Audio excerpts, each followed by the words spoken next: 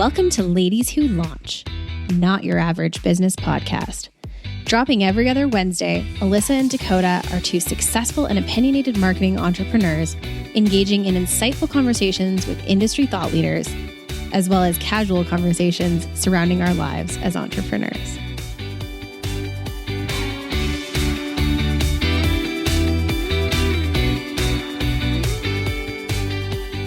Welcome back to another episode of Ladies Who Launch. It is Alyssa's flying solo today.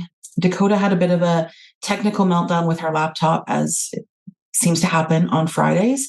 So it's me coming to you from my office on a Friday afternoon with a fabulous guest. Today I'm chatting with Margo Purcell, who's the CEO of InceptionU, which is a private nonprofit organization addressing the skills gaps in the digital economy, which is super cool. And so as a CEO, Margo works with learners, industry, government partners to develop accessible programs to help Calgarians transition into tech careers, which is super cool that we're going to talk about in 2 seconds. And she's also a board member of the LearningCITY Collective, which I'm going to make sure to ask her about as we chat as well. So welcome, Margo. It's so awesome to chat with you. And we literally met like 5 minutes ago and we were chatting before this. And it's like, we're just all besties now as things happen, as they go, right? Well, we've already got our after work gathering all booked and ready to go. Yes.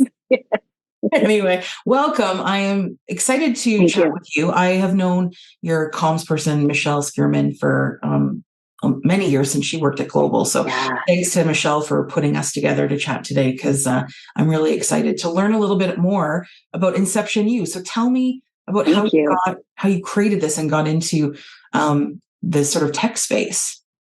Yeah, well, and so to go to where I actually started, because one of the things we like to share when people come through the doors of InceptionU, whether those are virtual or in-person doors, what we like to share is that we're a company and a team full of people who have done pretty significant career transition over our lifetimes, and being able to share that it is possible. That is my particular passion, is career. And one of the things that I often share is I'm a recovering insurance broker. And when people see what I'm doing now, and they hear that I was an insurance broker, there's a bit of a disconnect. And I let them know I loved insurance, by the way. I loved it. I taught other people how to do it. I was helping people pass their exam before I was even licensed. Like, I loved it until I reached a point where I wasn't super fulfilled with what I was doing. And I wasn't exactly sure. I'd become the trainer and educator with the company, and in the Calgary office. I moved from Ontario to Alberta with the company, and I wasn't really sure what I wanted to do. So I decided I'd get pregnant. That was my ticket out. I don't recommend it as a career management strategy because it does come with a pretty lifelong commitment. And I thought, well, I'll take this time to figure out where I want to go. I'd historically been someone who loved doing a whole bunch of different things, even picking a major. What do you mean I have to pick one thing? It didn't make sense. Ended up, life sent me some events that made me reevaluate. Where am I going? And then through the career discovery I did for myself, what I landed on was I really love to help people figure out what are they meant to do, and how do they do it in a way that really suits them and sees them thrive. I had another company I started in 2004 called Open to Possibilities. I did a lot of consulting work. I did a lot of leadership development, communication effectiveness, and eventually met one of my co-founders, Greg Hart, and we met each other through a local and community initiative, and had this idea. We saw things pretty similarly. There was a big thing missing with what was needed in organizations and for individuals and in our communities, which was what we found the term through another colleague of essential skills. And now I'm saying they're actually human skills. These are the things that technology will not replace. And we saw that nobody was really doing them. There was talk about it. There was maybe a class or two you'd get about it in any kind of learning environment, whether that's through your company, whether that's through a formal educational environment. And we saw that no one was doing it. And we saw it was absolutely needed.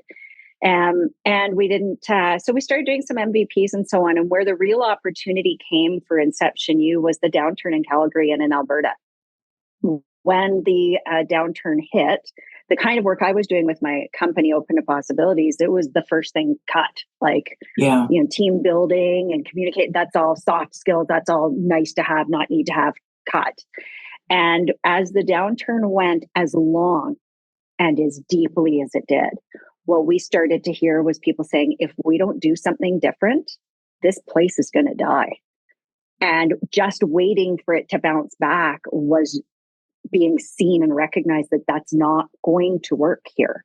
And so that was our opportunity. That was our window. We said it's prime right now. And we decided to go in and go for it. And we had positioned InceptionU as an opportunity for people to equip themselves to be future fit. And so when we say future fit, we use that specifically rather than future proof. Future proof says you're guarding yourself against the future, you're protecting yourself against. So that takes energy that, by the way, is wasted because you cannot protect yourself from the future, nor should you. What you need to do is become fit to respond to rapidly evolving conditions now and into the future. So we saw that there was an opportunity for that. We had this collection of things that we'd all done individually in our own practices. And we said, well, let's put them together. And we went around and we shared with other learning organizations, other development organizations, and so on. And what we heard was, yeah, that's needed. Yeah, great idea. And eventually what we heard is, and we're never going to do it. If you want to see it, you have to build it. We said, okay. And that's how InceptionU came to be.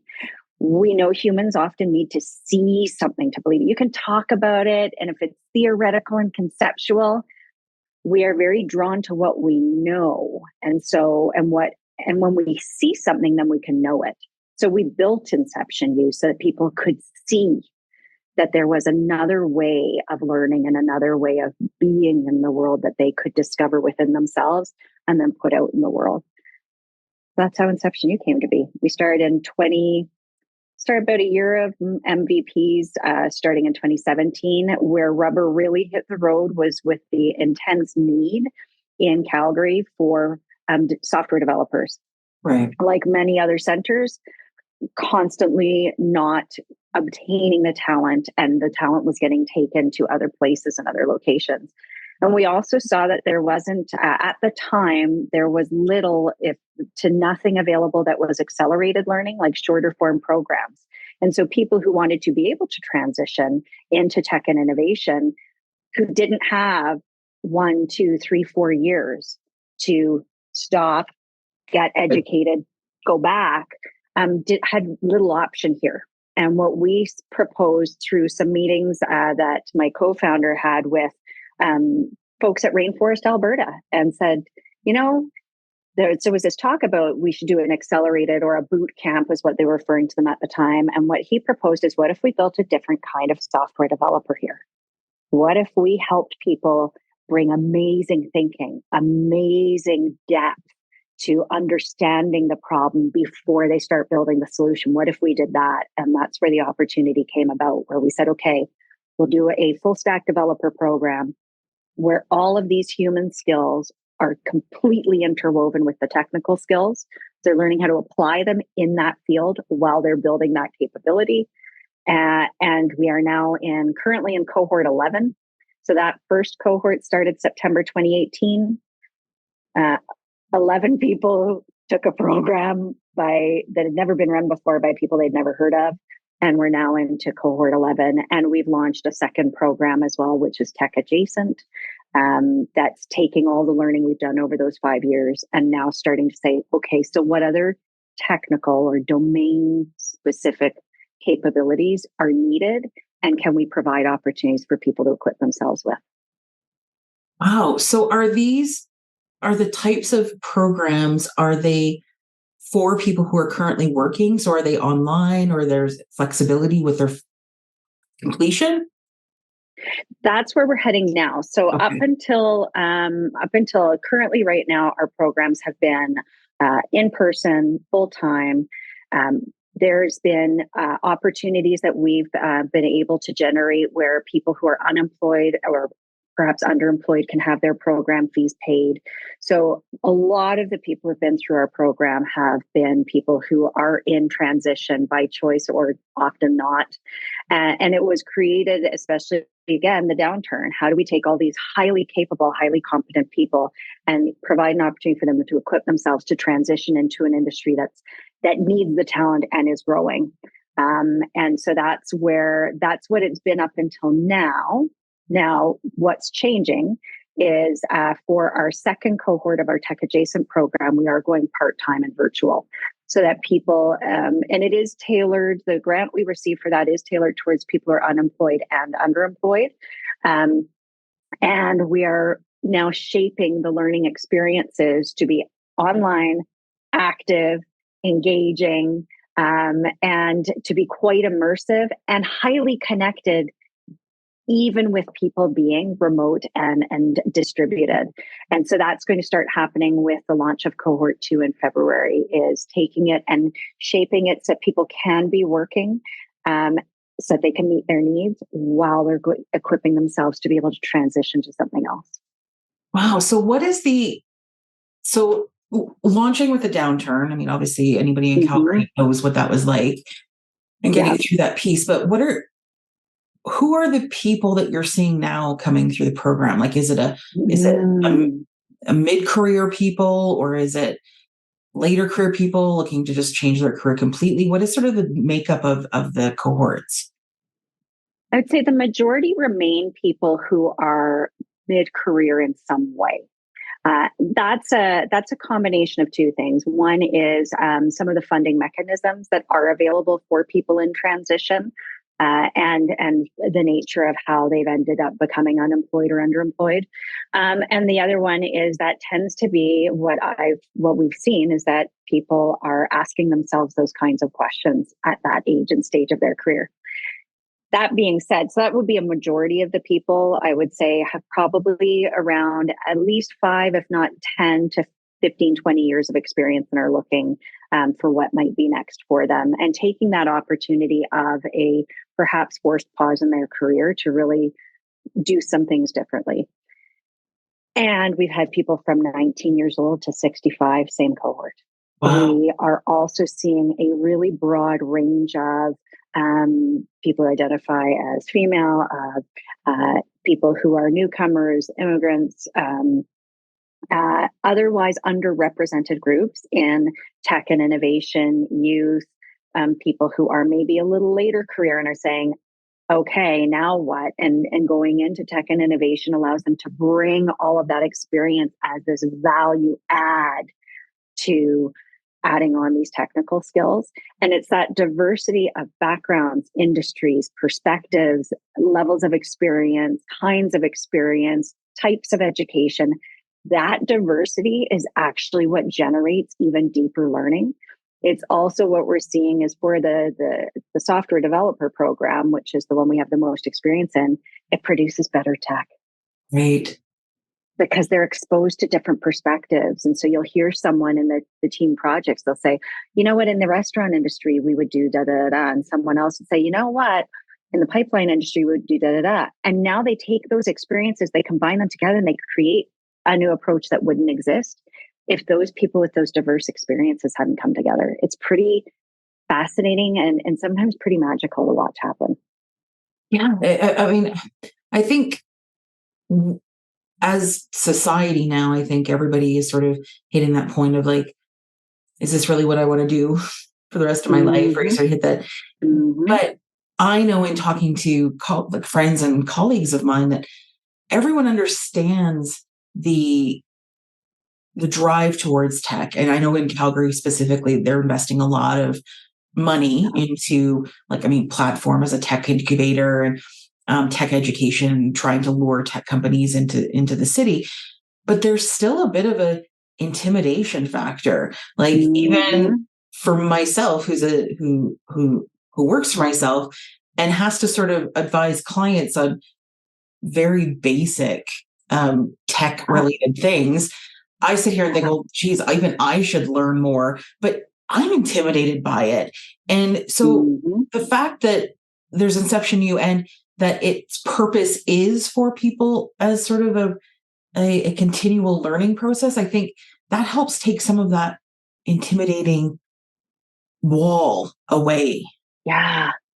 Well, great points, because that's what we see people encounter as well. And one of the things we often see people encounter is they hear tech and they think software developer, and they can't see themselves in it. I, by the way, have done software development. Well, not software development. Let me put a caveat. Years and years and years ago, back in the days when we used to ask people, "Do you have email?" Oh, yeah.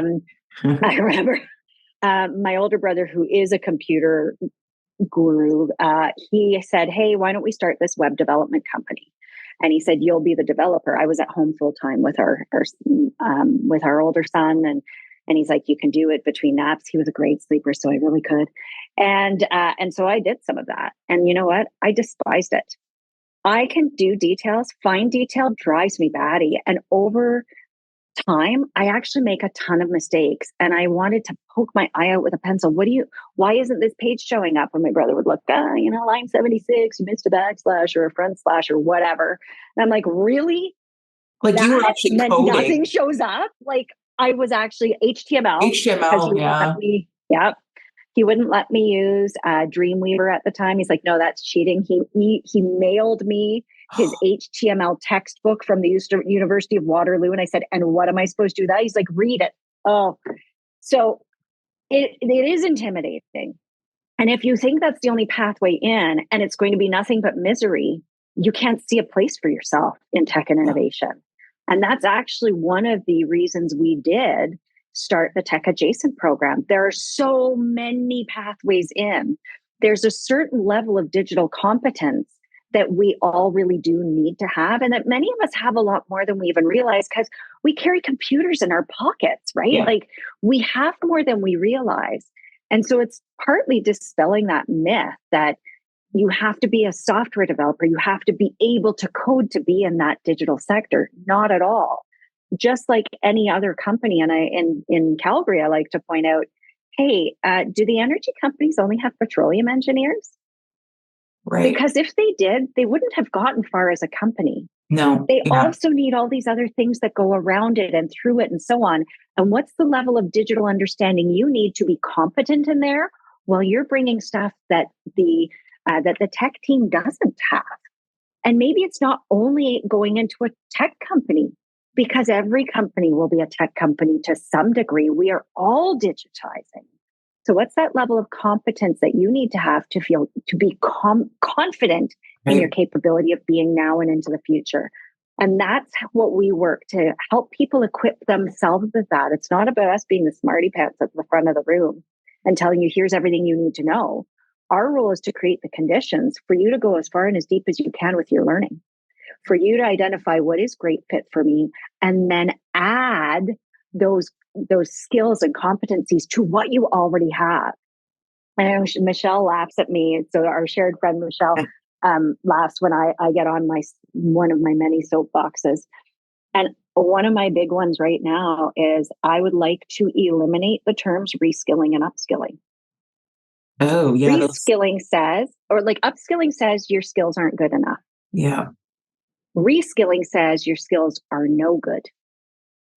You are additionally skilling yourself. If you are a breathing human being who has made it through to adulthood, you have mad skills. You are going to be adding to what you've already got, so that we can also help alleviate that anxiety of I'm starting all over again. No, you're not. And then that next layer is, and how do we talk to industry and employers and say, and have them also recognize maybe this packet of skills are newer to them. They are not new. You are going to benefit from all the other lived and learned experience they have. They're also bringing with them. It's in the shape of that human being. Right.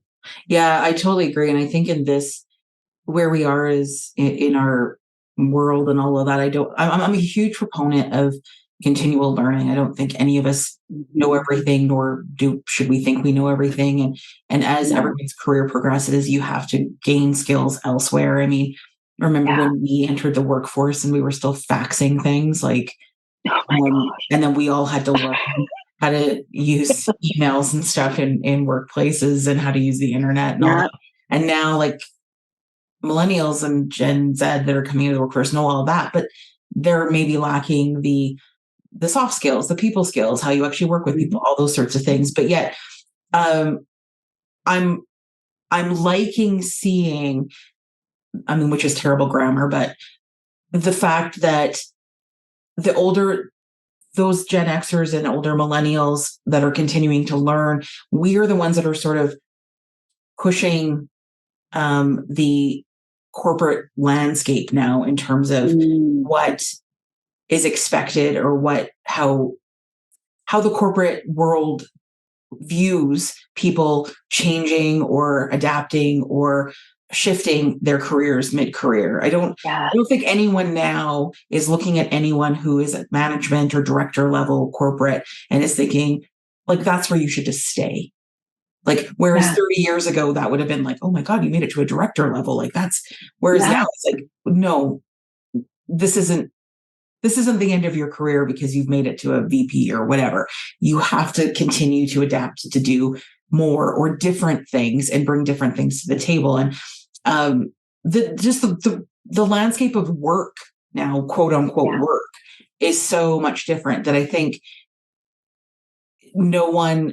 the positive views of people continuing to adapt and re-up their skills, or whatever word that you use there was so great, is really that's the norm, or at least it should be, in my view. Yeah. Well, and how do we provide opportunities for people to do that rather than, change is the new normal? Okay, you're basically saying, suck it up, buttercup. How are they going to do it? Like we providing those pathways without it being prescriptive, and not being fixed and rigid, that this is the one way. There is no single way that works for everyone. It's about creating that environment where they can find and create, through some guidance, their own way of really succeeding. And in listening to some of your other podcasts as well, and something you just said a couple of minutes ago about what is that world of work looking like, and that we're redefining it. Yeah, and we need to redefine success. This whole thing about, and I was listening, I think it might have been Nancy Wilson with the Women's Chamber of Commerce. It might have been your friend Kim, this hustle thing. Okay, well, I think we've got loads and loads of evidence that that's garbage. And this is where I see that particularly women entrepreneurs are saying no. And we can build companies where people have a life. We can build companies where maybe the profit is not the only mode, but by the way, we're wickedly profitable. That doesn't take everything from somebody. That's not going to be sustainable. We're redefining what success looks like. Because if we look at a societal and species level, I mean, we can go that far. We've got loads of evidence to tell us that what we have defined as success, whether it's career, whether it's corporate, whatever it might be, what we've defined as success for a company and industry is often counter to the conditions for life. We can't keep doing it. There won't be anything. By the way, Mother Nature's going to make it. Humans are optional. So if we want to be able to we have to redefine what success is. And it cannot be about continuous growth. In our bodies, continuous growth is cancer. Like, it's not healthy. And there are other things that are possible. And I see that that's also, whether it's a generational thing, whether it's whether it's women entrepreneurs, women identifying entrepreneurs, whatever it might be, that is what I'm seeing is happening right now and is a key role for us to do, so that the generations that come after us, which we need to do this change for there to be generations to come after us, they need us to have done that. Yes. If we look at legacy and purpose, that to me is a pretty meaningful purpose. And if that's what I spend the rest of my life doing, then that's what I will be doing, is creating those conditions for us to even change what success looks like so that we can continue to thrive. Like all the high fives from over here. And I mean, this is why we started this podcast, is to talk to other amazing women entrepreneurs, because I think we as entrepreneurs, and women in particular, we get too into our own heads. And when you're working by yourself all day and you start like questioning everything, and is this right? And what am I doing here? And why do they seem more successful than me? And we always have, imposter syndrome exists no matter what. But these conversations and what we are trying to create and what you're trying to create is breaking down all those walls of feeling that we aren't doing enough, or we aren't doing more, or whatever. And that the change is the point, in my view. Like, how I choose to run my business is much different than how somebody 20 years ago would have chosen to do this. And it's different than other colleagues of mine who choose to run. And then that's, I think, what the point is that if everyone's doing it the same way, then what are we doing?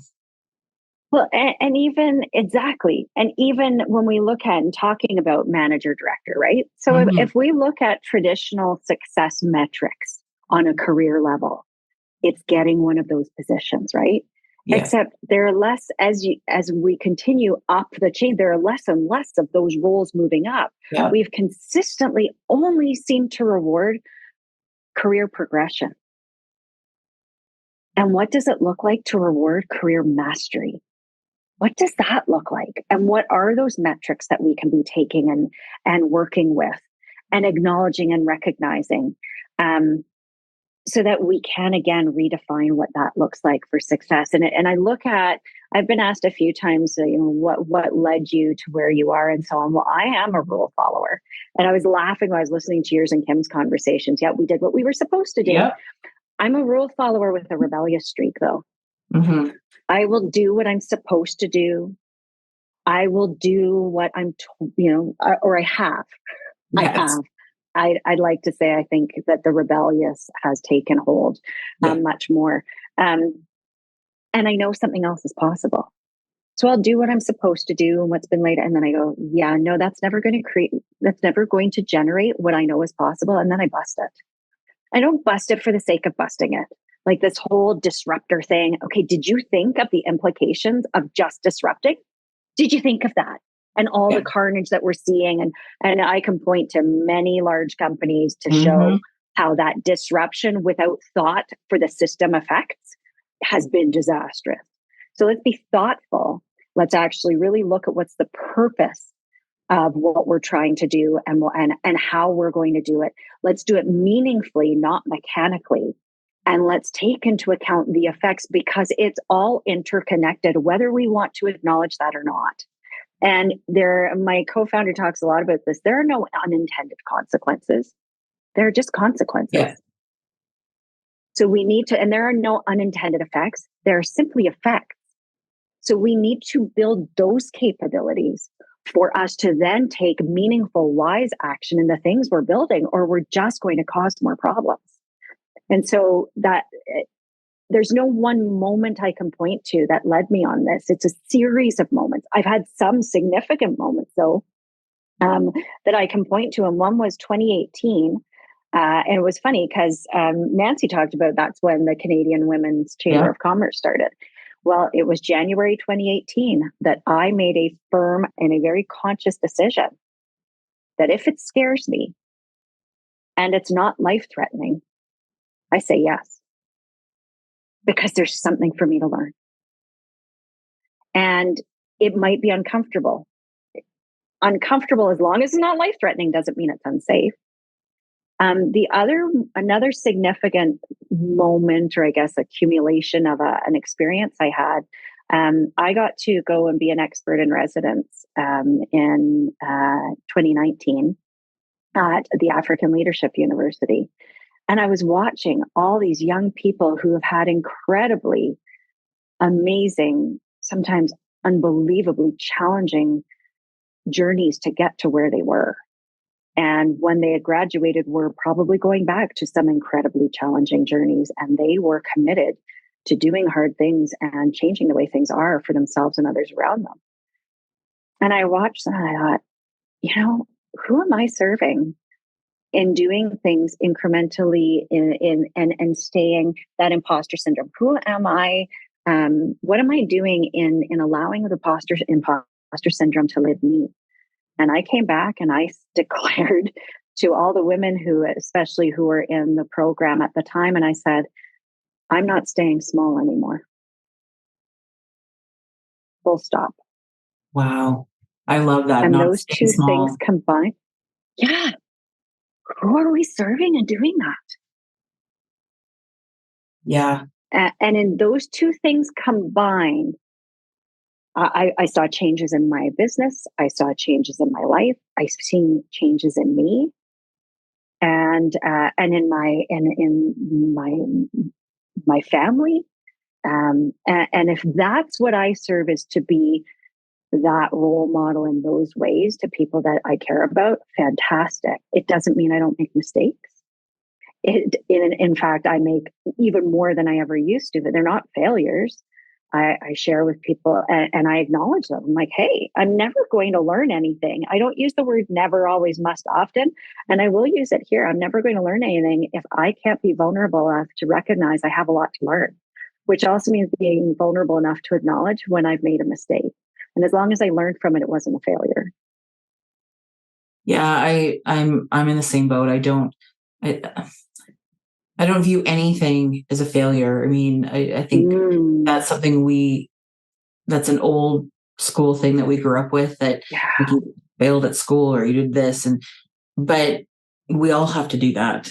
And everything that happens, like we make a gazillion decisions in a day, and maybe one or two of those decisions might have been incorrect. And we will focus on those two incorrect decisions as opposed to the gazillion correct ones we made in the day. And it's just, it takes up so much mental capacity to focus on those failures, quote unquote, or incorrect decisions that we beat ourselves up over. And as opposed to looking at all of those things, like the gazillion decisions you made, and realize that all of them were successful in their own way. But I love the idea of saying yes. And I think a few other of our guests have brought this up, in that our first inclination, and I'm terrible for this because but I don't know, you don't look like you work at home anymore, but like those of us that work at home, it makes like, especially post COVID, you have to have like something really good for me to like want to leave, like a great event or whatever, because it's just so much work. So my inclination always is to say no first, because I'm like, oh God, I have to put on pants or something. But getting out of that mentality of like, the first inclination is to say yes, and then as opposed to no. And I am terrible for that. And it's something I have to continually work on, is to say yes to things that scare me, say yes to things that maybe I think seem not silly, but, oh, this is going to take me away from my actual work, like to go do this. But those things usually end up being 3 times as great as I initially thought. But I am terrible for thinking no first all the time. And so I love that you brought that up, as saying is making the distinct directive to yourself to say yes to things, like, unless it's going to kill you. And and as women, I will add as well, to not go so far the other way either, right? That don't know how to say no. No. Right? That's not what I'm talking about and saying if it scares me, I say yes. It's not that I never say no, because again, that's just doing another version of hustle. It's just doing whatever, where it gives so much of myself, there's nothing left for me, which means that I can't do anything for anyone else either. And being really, really selective about what is the most purposeful, meaningful action I can take, and then saying yes to those things. Yes. So that I am continuing to move things forward. And because you know what, I'm not great at everything. Nobody is. No one is. So saying yes to things that someone else would actually probably be better suited to do, I actually denied them a chance to shine. For what? So that I can show I'm good at everything? But I'm not. Yeah. So stop it. Yeah. I don't know. It's a whole therapy session that we're having right now. But exactly. As we sort of get into this, I want to make sure I ask about this LearningCITY Collective. Yeah. What is that? Sounds amazing. So it's pretty neat. It's an initiative that started several years ago, and they were doing some research on all of the different, what would it be for Calgary to be a learning city? What do we really need for us to be successful now and into the future, and looking at those adaptive skills? And so a lot of what we talk about in InceptionU being essential skills, human skills, are also adaptive skills and adaptive capacities. And then they were looking at and it was a combination of a bunch of research where they looked at all the different learning organizations in the city, informal and formal, and shifting us out of the learning ladder. So you and I and most people will have been on the learning ladder.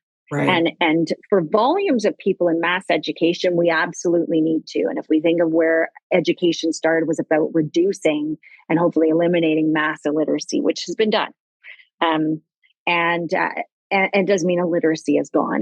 Mass illiteracy is. Okay, well, it served it very well for that. And so you went in at kindergarten and you went through it, and you're told, and the path is laid out for you, climb this ladder up to 12.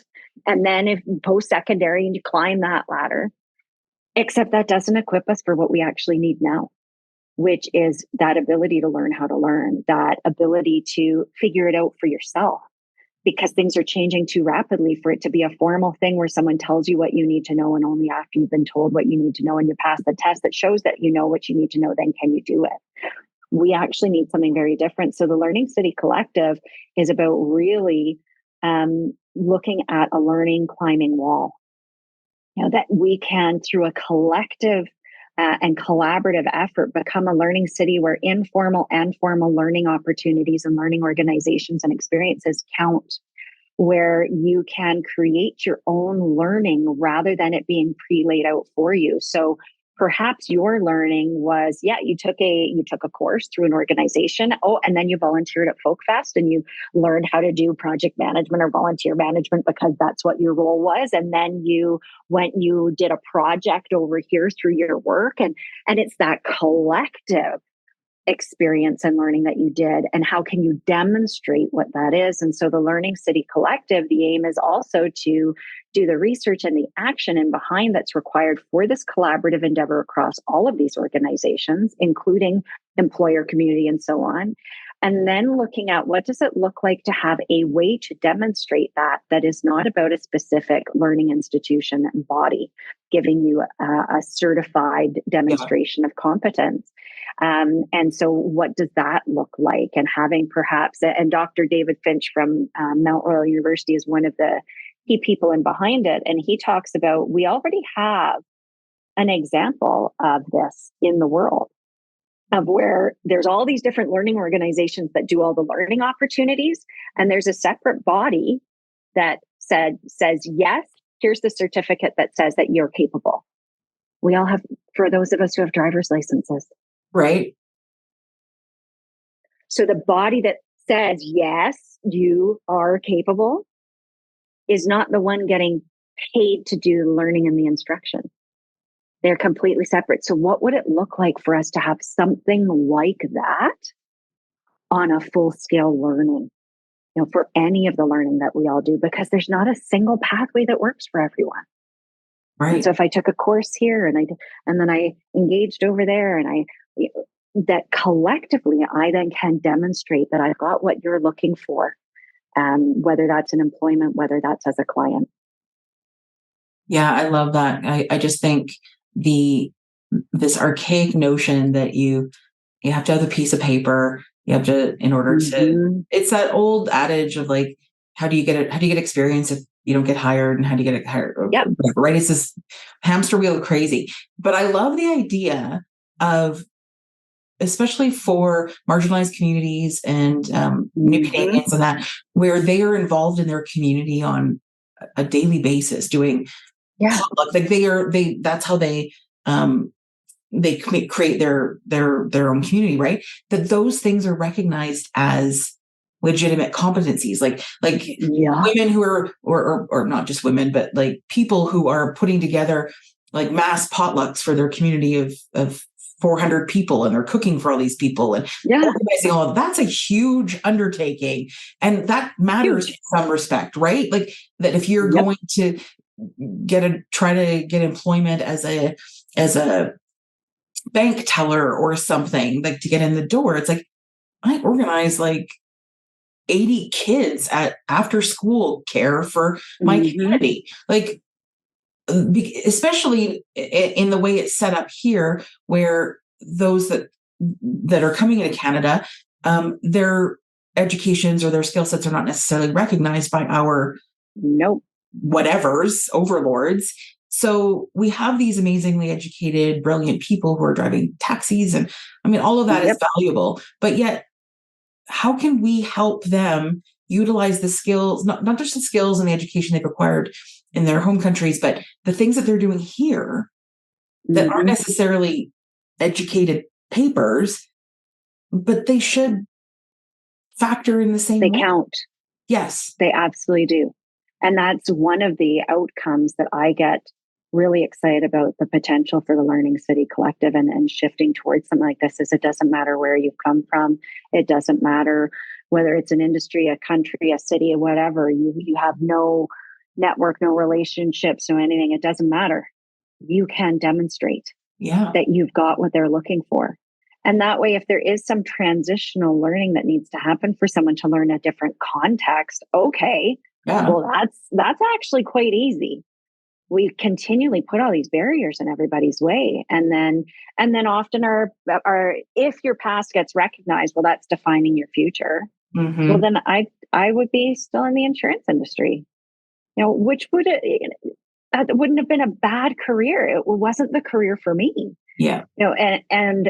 And that if you're coming from somewhere else, often that past isn't even recognized. It's like you just started again. And I think we need talent to be recognized so much more than that, because the need is great.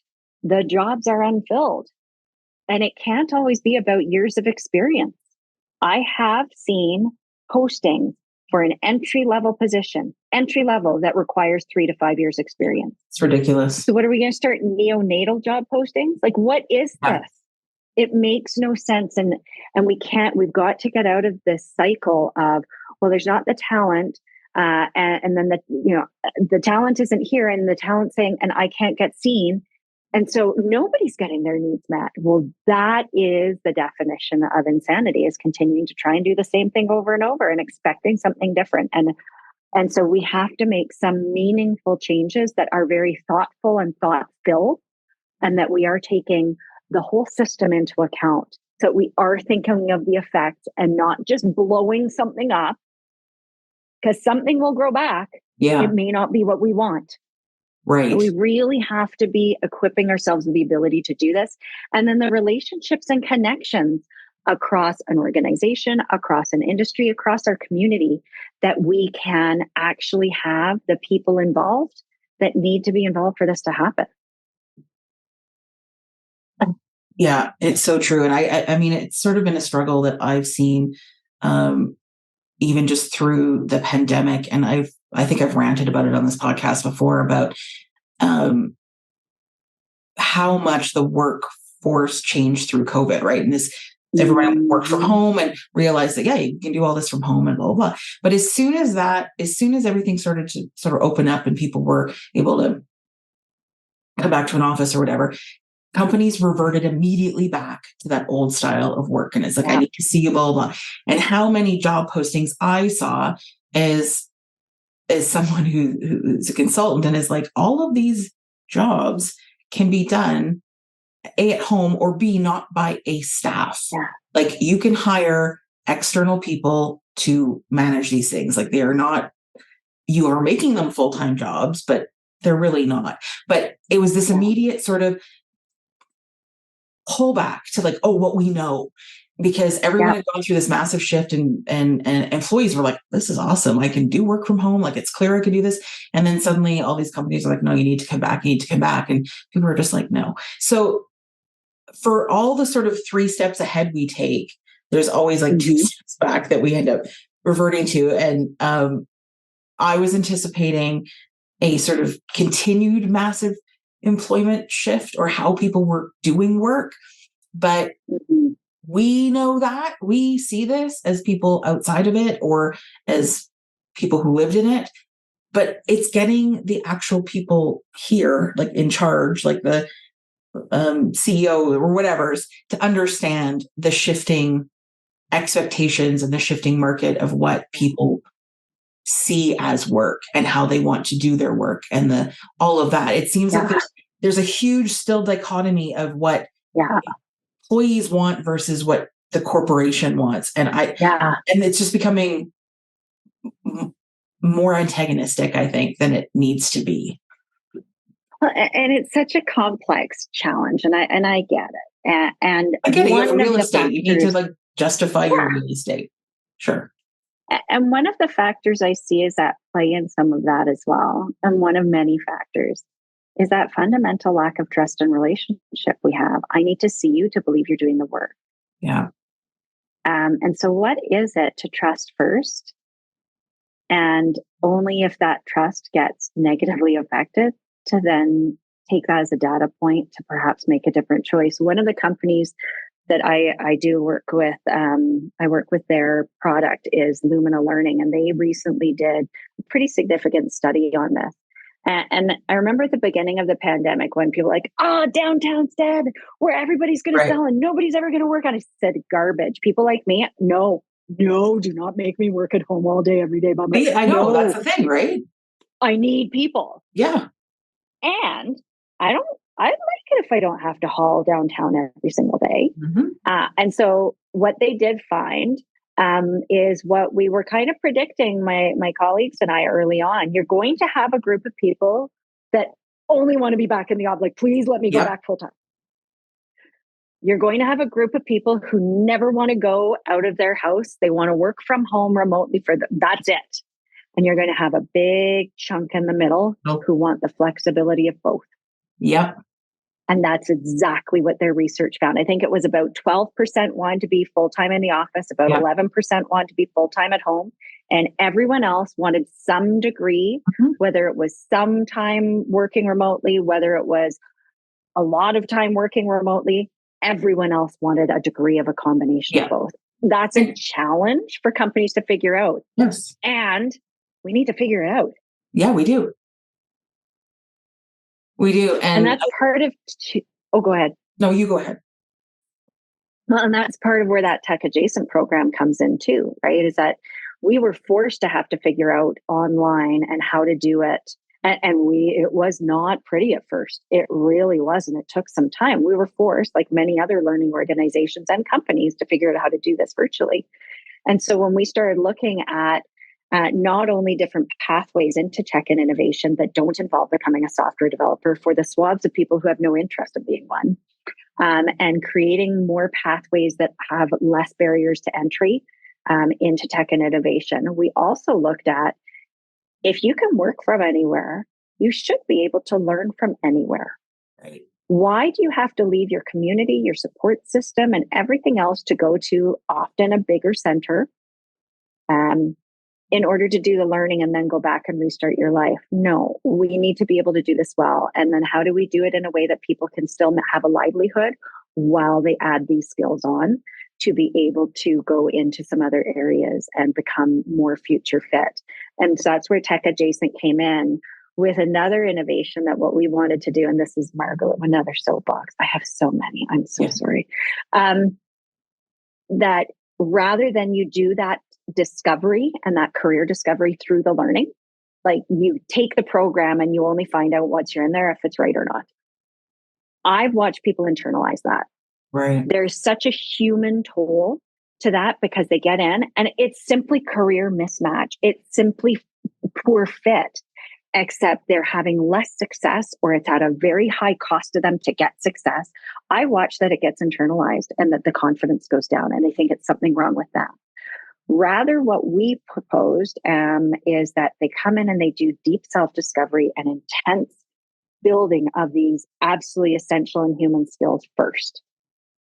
And only after they've done that and they can articulate, this is what rewarding and fulfilling work looks like for me, only after that do they pick their technical stream. And so the streams that they get to pick, this time we've got lean sales, growth marketing, coding support, and full stack design. And in cohort 2, we're going growth marketing, customer success, and full stack design with a UX focus. So you get into it. And by the way, they get all these tasters firsthand because it's all theoretical otherwise. So experience, what would it be like being in that field? So they get to have these little tasters of what would my day-to-day what kinds of things will I be doing and engaging in, and make your choice after that. Like, help people make an informed choice based on self-knowledge and then experiential knowledge of what this looks like. And we're super excited that that gets to go across Alberta and that it starts becoming more and more accessible to people. And again, we're talking about immigrants and newcomers and so on. And it's one of these programs that has, it has high accessibility for people who are newer to Calgary and newer to Alberta and to Canada. And so we're super excited that it's expanding across the province. Maybe that was a Freudian slip. Yeah, Freudian slip there. Yeah. That it's expanding across the province in early 2024. And applications open for it very, very soon. We're super excited about that. Well, that is awesome. That's actually a good place to sort of end this because I will tell people that all of this information, including how to register for these courses and all of Margo's information and InceptionU's info, will be in our show notes.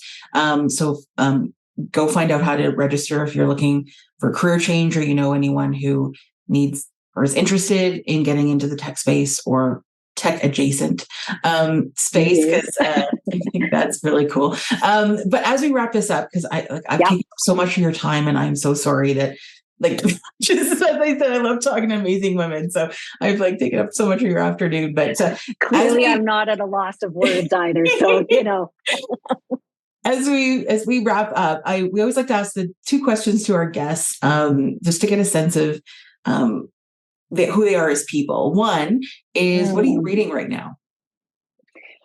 I have a stack of books, and I have now given myself permission to have several on the go at the same time. So the ones I'm reading right now are How Big Things Get Done. Okay. I'm reading Range, which is what's the subtitle? Why Generalists Triumph in a Specialized World. And I have just finished The Patterning Instinct, which is about the human tendency. It's in our instinct and our wiring for us to seek patterns. So those are the 3 that I have on the go.